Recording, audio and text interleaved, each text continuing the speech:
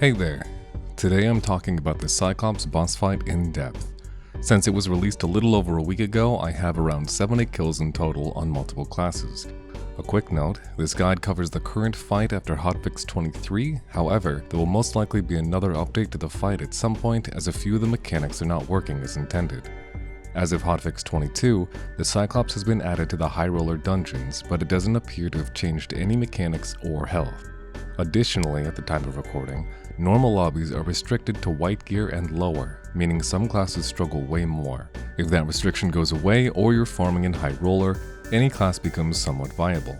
Be sure to check out the description and pinned comment for any changes or for a link for a completely updated guide.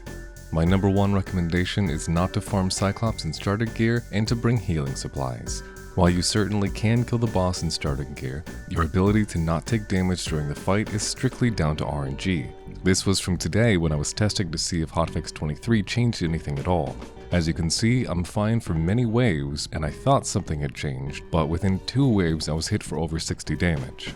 Getting gear with some stats can help you tank hits and get the boss out of Tantrum phase faster by dealing more damage. Investing in healing supplies also means you're more likely to make it through the fight and defend yourself from poachers once he's dead. First, let's talk about the arena. If the boss isn't currently fighting anyone, you can run around the very edge of the arena freely, but if he does have aggro, it becomes dangerous to be there. The boss will only attack you if you deal damage and are close enough to the boss. If you step out of the arena and no one else is close to take aggro, the boss will run to the middle of the arena and fully reset his health instantly. This section in the back of the room will lose you aggro, as well as this section in front of the door. The other door has a range that goes roughly to the torch, so if you're trying to watch someone else do the fight, I recommend staying behind the torch or doing so from the other doorway. Rotating around the Cyclops by going to the right constantly is the safest and most consistent way to kill him. Going to the left can avoid damage, but you lose easy access to his head, as well as leave yourself vulnerable to his 2 blinding attacks, both of which can only hit you if you're to his left.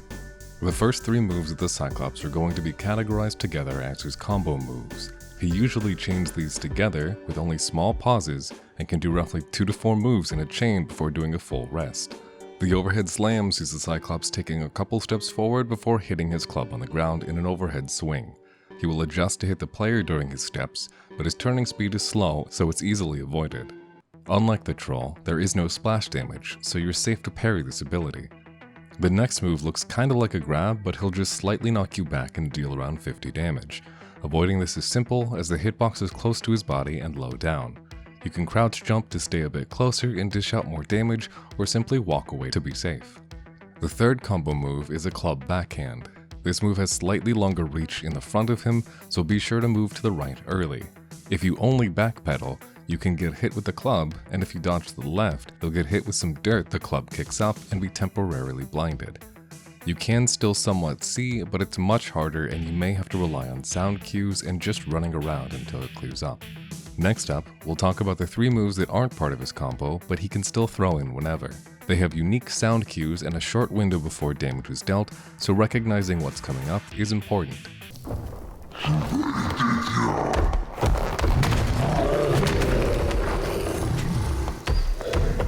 The first one is his charging attack.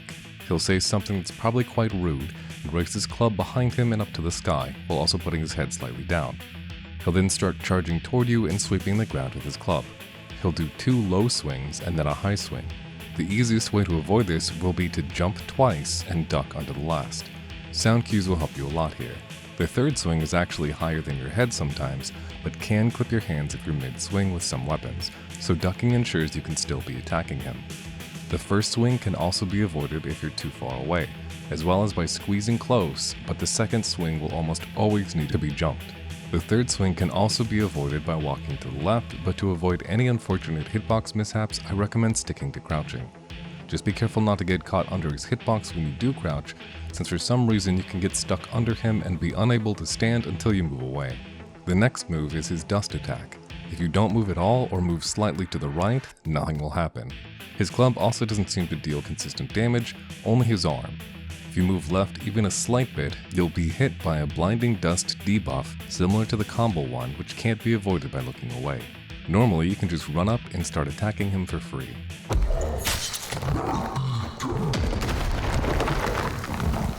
The last move is a large stomp. There's a voice line and a bit of a wind-up which should get you out of the instant death zone under his feet. There's a larger area around that will slow you around 50% for a few seconds but won't deal any damage. During that time, avoid going left at all. Continue to hold right and crouch jump when needed, and you should get through the slow duration without taking damage. The stomp move in particular is why I always wait and react if I see him taking a longer pause than normal, as jumping won't save you, only distance will. The stomp is usually also seen commonly after each rock phase stagger. Once a Cyclops gets to roughly 2/3 of his health remaining, he'll start a new phase. I call it Tantrum, but rock phase or boulder phase also works. Cyclops will start smashing the ground in a pattern of front, left, right, and then front again, before it repeats. During this, he will also slowly move forward while hitting, so he can eventually scoot up against a wall. After he slams the ground each time, a wave of rocks will fall from the ceiling. These rocks will deal direct damage if they hit you, as well as deal damage in a small area when they hit the ground. To minimize the damage, you need to crouch jump over the exploding rocks. Unfortunately, there is no perfect timing for when to jump, as the rocks don't all hit the ground at the same time. This means that you might jump perfectly for some rocks, but get unlucky and be landing while rocks are still falling. Taking over 40 damage from a single wave of the rocks is a very real possibility. To stop the rocks from falling, you need to deal roughly 250 to 300 damage to the Cyclops, all while jumping over the rocks. It's a race to deal enough damage before you're chipped away by the boulders. You can get lucky and come through this without a scratch, but it's 100% luck. Boulders spawn randomly, so even if you jump to the side, you can accidentally jump underneath a rock that bonks your head. The reason I have over 50 kills on my rogue is because double jump allows you to stay in the air for longer and avoid the splash damage more easily, but taking direct damage is still very common. Other classes get punished far more. If you manage to deal enough damage, the Cyclops will stagger for a few seconds. You can get easy headshots during this time, but I'd say 95% of the time, he'll do a stomp attack when it gets to his feet. I normally deal some damage, and then start moving away while I heal. Typically, I bring around 3 potions and 6 to 9 bandages. You want to heal all the way up because there will be another rock phase when he's at 1/3 health left. After the first rock phase, the fight repeats. He'll continue with the same movesets until the next rock phase. After that one, just keep fighting him until he dies. I always heal up after the second rock phase as well to ensure I'm ready for anyone rushing me. I believe he has most of the same drops as Cave Troll, including Troll Pelt and Blood, so there's no real reason to farm him over the Troll.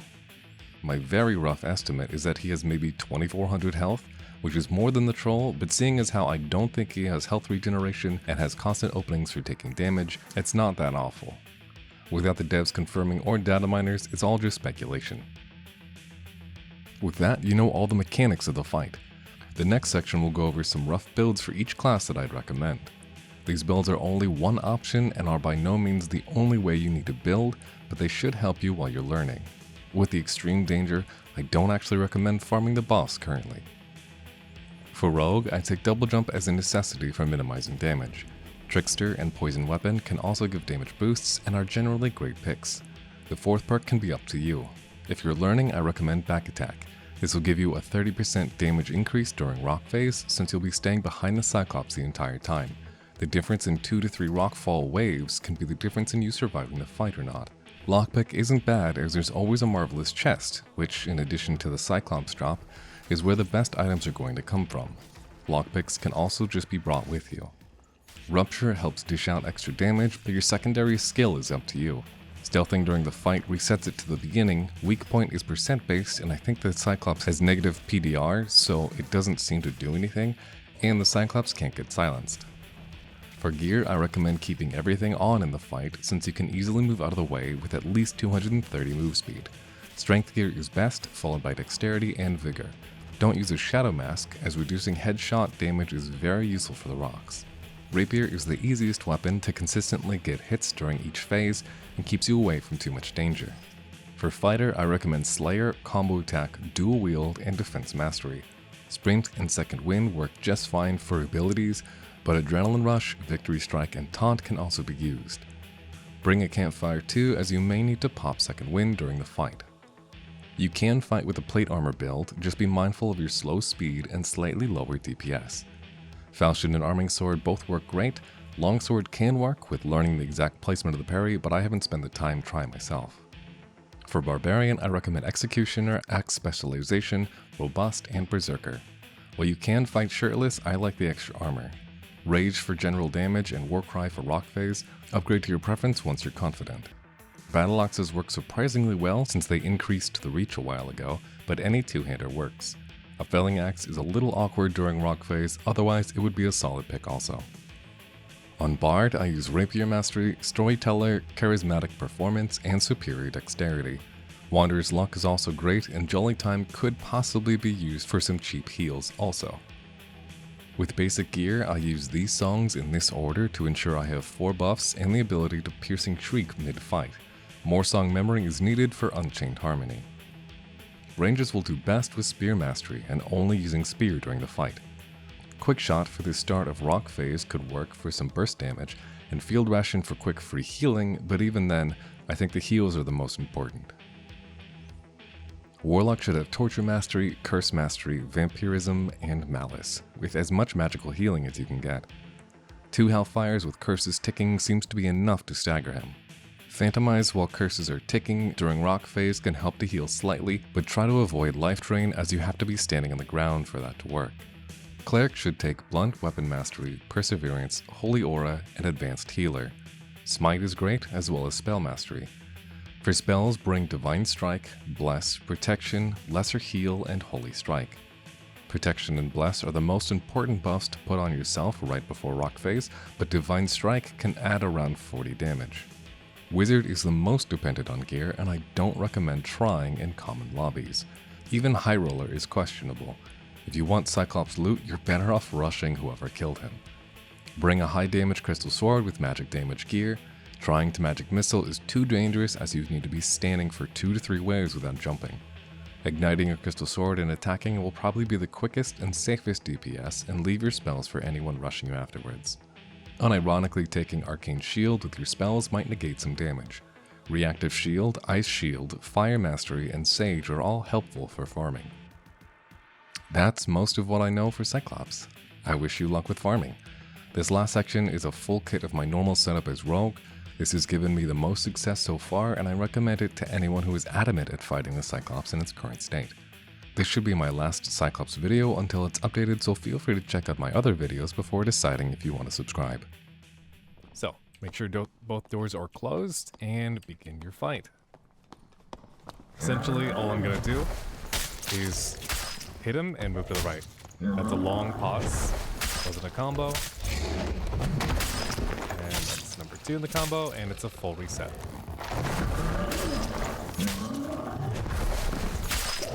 Remember that he'll only do combo moves until he does that little rest. And then he'll do one of these. Jump, jump, and then duck. Move away, make sure you don't get stuck under there. Keep going to the right as well. Right is always, you always want to be, you know, in front of his foot if you can. Don't have to look at him, just run away. Didn't get slowed at all. Punish when you can. If you don't have double jump, if you're actually trying this in someone else, I'll show you kind of what to do. I'll try not to use it for a little bit until the rock phase, which is where it becomes useful. So just jump, jump, and then duck. Go to the right. Holding right, make sure that you won't get stuck underneath his belly, because that happens for whatever reason. Just run. Don't have to jump really. I like to jump during his palm attack. It kind of looks like a grab. I thought it'd be a grab would be cool. But during that move, you want to jump. Jump, jump, and attack will go into the right. And overhead. If you're learning this fight for the first time, I highly recommend putting your weapon away and just looking at what he's going to do. And once you get more comfortable, say what he's going to do as he's doing it. So, dust attack, grab attack, dust attack, long pause, stomp, dust attack,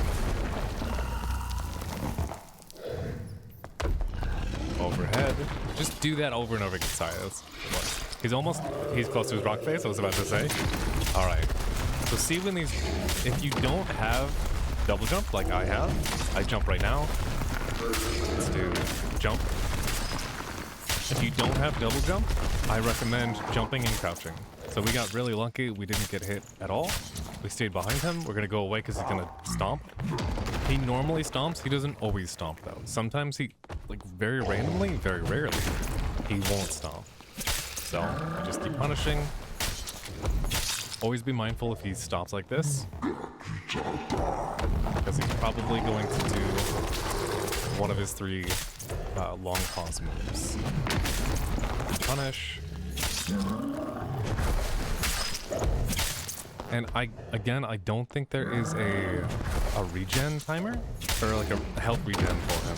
So you can take your time. Okay, second thing. I jumped way too early because his first smash, the rocks are delayed a little bit. It's weird. With back attack, I'm staying behind him. You kind of hit his butt a lot, but with the rapier, it's nice that you can not do that. Someone's outside that door. Sounds like someone's there. I'm probably going to fight someone right after this. Not looking forward to it.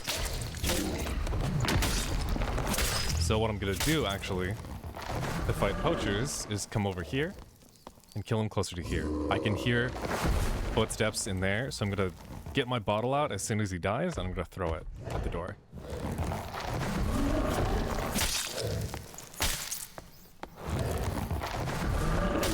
Shouldn't have used Rupture there.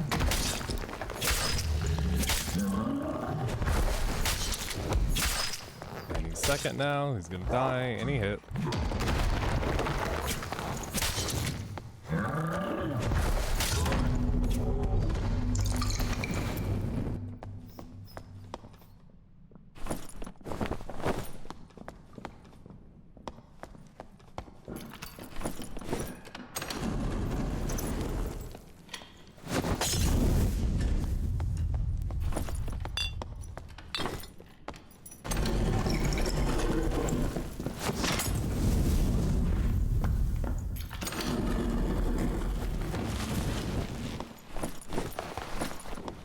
He can have it.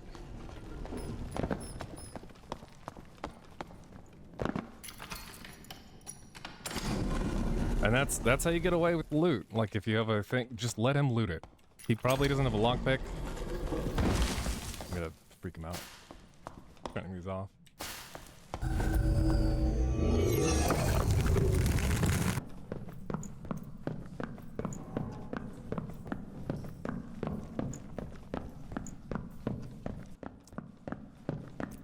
Turns out, we got him in the end. But if I lay down and I play dead and I stay dead, baby, you'll get